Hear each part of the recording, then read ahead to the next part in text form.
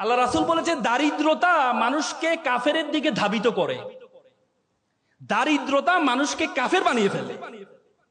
সুতরাং আমরা বলি, আমরা সবসময় এমফেসাইজ করি যে গরিব থাকো, গরিব থাকো, টাকা পয়সা এত লাভ কি, দুনিয়া দুনিয়া করা দরকার না, আখিরাত করো না। ইসলামের যত বড় বড় ইবাদত আছে, সবচেয়ে বেশি বড় ইবাদত গুলো কিন্তু ধনীর জন্য। রোজা, এই তোমার কুরবানি কার জন্য? গরিবের জন্য। হজ কার জন্য? গরিবের জন্য। যাকাত কার জন্য? গরিবের জন্য। কার জন্য? ধনীর জন্য।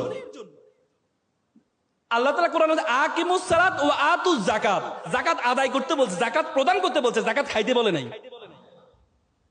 আর আমরা ইসলামটাকে বানাই নিয়েছি যে এটা গরিবের ধর্ম।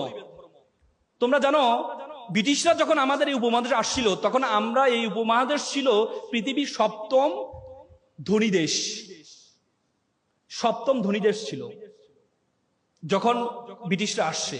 আর যাওয়ার পথে আমাদেরকে সবচেয়ে ফকিরি দেশে পরিণত